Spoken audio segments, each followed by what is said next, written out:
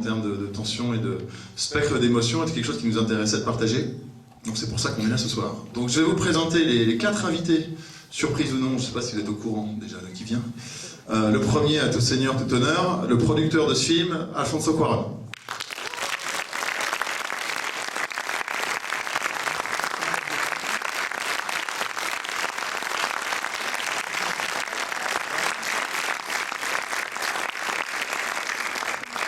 Le deuxième est le co-scénariste du film. Je crois que c'est la première fois qu'il va parler en public pour un film, donc là il faut le chauffer à blanc. Il s'appelle Mateo Garcia.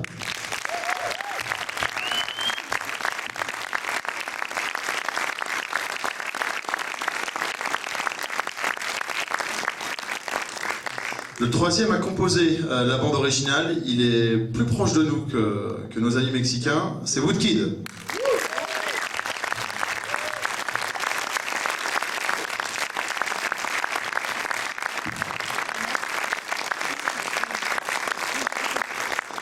Et enfin, le réalisateur de ce film, le co-scénariste de Gravity, mesdames et messieurs, Jonas Cuarón.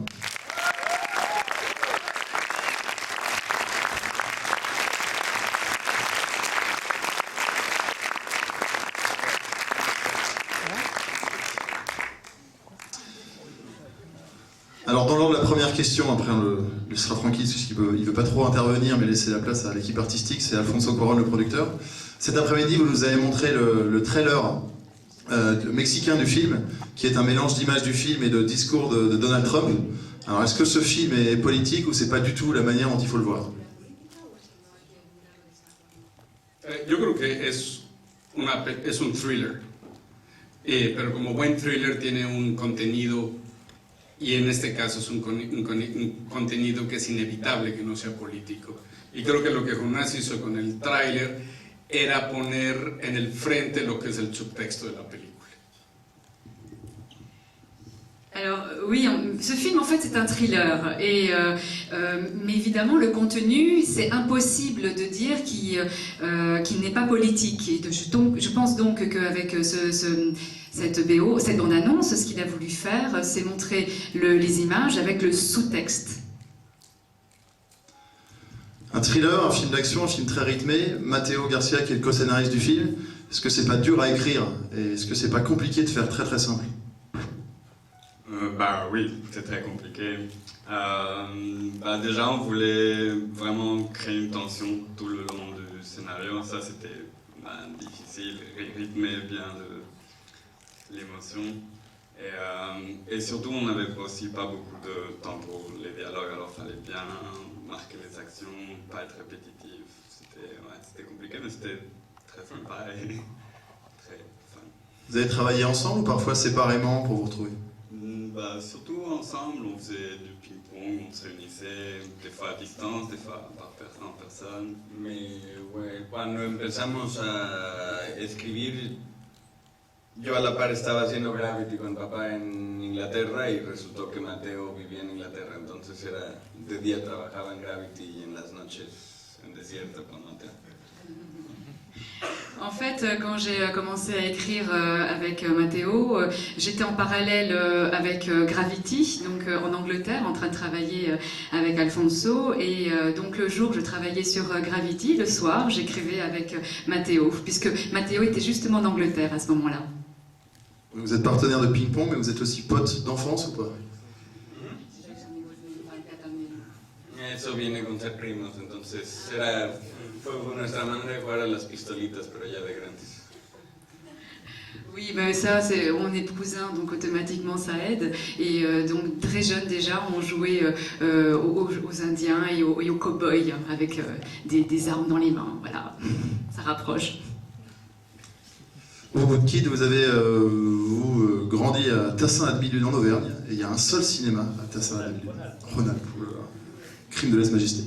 Et donc il y a un seul cinéma, le LEM, et je crois que vous avez effectivement expérimenté la première fois le rapport à la salle là-bas. Oui, mes premiers films, je crois que je les ai vus là-bas. Voilà, c'est un tout petit cinéma de province, mais c'est là-bas que j'ai commencé à m'intéresser à la musique et à l'image ensemble. Vous avez commencé à travailler avec Jonas sur la base du scénario, après le film, au milieu? Oui, je crois que la première rencontre c'était avec Alfonso, qui m'a dit voilà, avec Jonas on travaille sur ce projet. J'ai reçu le script quelques semaines après et on s'est rencontrés à Paris. Et j'ai commencé à travailler la musique avant même d'avoir vu les images, sur la base du scénario. Juste des thèmes, parce qu'il y avait quelque chose qui émanait du script qui était très viscéral déjà, qui était très inspirant pour la musique. Et ensuite on a pas mal parlé avec Alfonso pour essayer de trouver quelque chose d'encore plus spécifique sur la musique, qui soit encore moins entendu. Et du coup avec Jonas on est resté en studio pendant 2-3 mois facilement, dans le noir. Voilà. Qu'est-ce que vous avez écouté comme musique à ce moment-là, ou quel morceau vous êtes fait partager musicalement? On n'a pas vraiment écouté d'autres, quoi que ce soit d'autre. Hein. On s'est surtout plongé dessus. C'était assez dur parce que les images sont assez fortes. On était dans le noir, en hiver, à Paris, pendant la période d'attentat. C'était une expérience assez intense. Donc non, c'est vraiment refermé sur la musique qu'on faisait. En el proceso de postproducción que estuve aquí en París 6 meses, quizá lo más bello fue poder encerrarme con Joan y pues ver todos los sonidos y toda la atmósfera loca que estaba creando.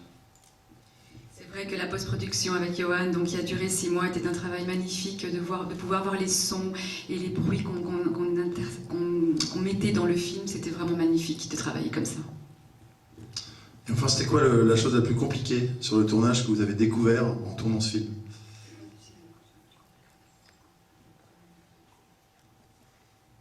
Rodar la película en sí mismo.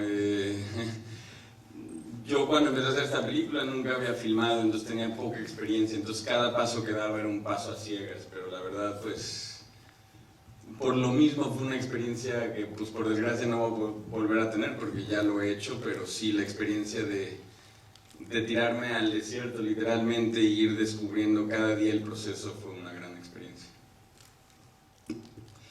Le fait de tourner, hein, tout simplement, parce que de se retrouver, c'était un des premiers films que je tournais, et donc j'ai peu eu l'occasion de faire cela, et ça a été à chaque fois un pas différent, un peu comme à l'aveugle. Je découvrais à chaque fois ce que c'était que de tourner. Et c'est dommage parce que maintenant je ne pourrais plus revivre cette expérience puisque je l'ai vécue, mais ça a été comme se jeter dans le désert et voir un petit peu chaque jour qu'est-ce que m'apportait cette expérience et l'affronter. Vous êtes désormais super prêts à voir ce film. S'il vous plaît, merci de remercier nos invités.